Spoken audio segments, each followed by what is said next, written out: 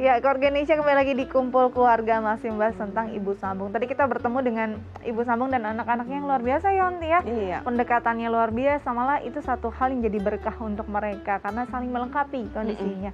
Nanti kalau kita melihat apa yang tadi dialami oleh Ibu Haryati dan anak-anaknya, satu membahagiakan pastinya.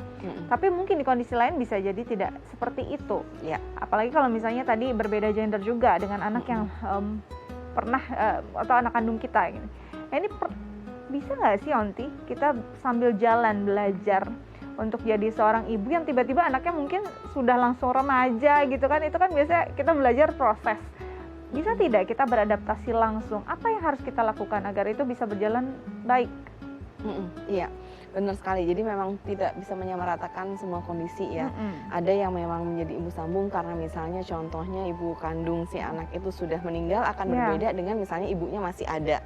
Ibunya masih ada pun berbeda antara ibunya itu ikhlas sama misalnya contohnya pernikahannya berakhir dengan perceraian yang tidak baik misalnya. Sehingga masih ada dendam sama suaminya gitu, terus kemudian berusaha tanda kutip membuat bahwa pernikahan ini akan berjalan tidak baik. Itu akan banyak sekali unsur-unsurnya. Berbeda. Iya, betul. Ya. Nah, mungkin akan sangat menjadi challenging atau kesulitan apabila sang ibu sambung ini masuk dengan kondisi yang tadi perceraian yang tidak dengan baik-baik. Kemudian sang ibu masih nggak rela gitu bahwa si suaminya ini punya keluarga baru. Nah, itu akan menjadi susah karena terkadang si ibunya akan berusaha memberikan pengaruh-pengaruh negatif juga kan ke anaknya. Misalnya contohnya Bu Tiri itu jahat, misalnya ntar kamu akan gak bahagia, nanti kamu dihukum, kamu akan dijauhkan dari mama, dia merebut misalnya contohnya papa kamu dari mama, kan banyak sekali yang seperti itu ya.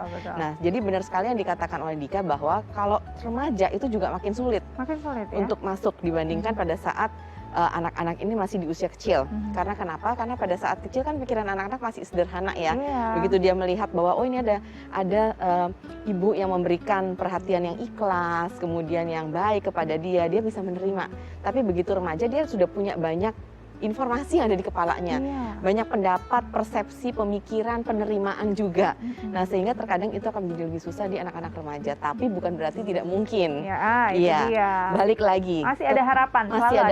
Selalu ada harapan. Dan benar tadi yang kata Dika, bisa nggak sih sambil berjalan? Itu tentu aja bisa. Tadi ingat kata awal saya menjelaskan bahwa semua itu by proses.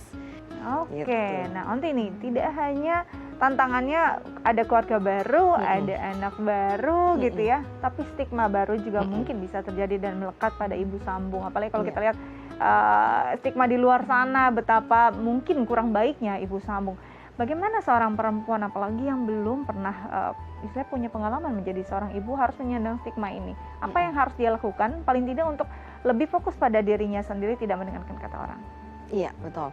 Iya, memang susah karena tadi itu ya, perkara budaya, masyarakat punya penilaian juga banyak tipe gitu ya. Nah, sehingga sebetulnya perlu diingat bahwa memang satu kan ini hidup kita gitu ya, hidup si orang yang bersangkutan.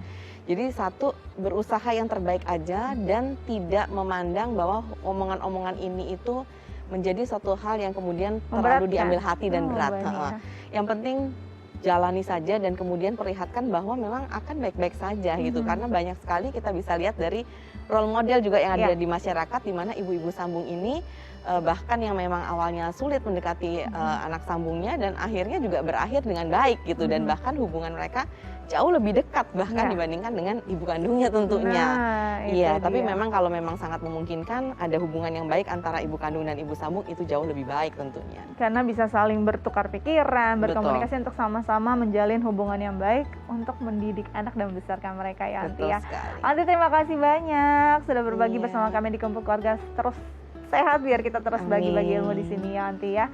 Baik, keluarga Indonesia, jadi semuanya tidak ada yang tidak mungkin, selalu ada harapan. Yang penting kita ikhlas dan fokus pada diri kita sendiri. Saya Setia Dika pamit undur diri, sampai jumpa.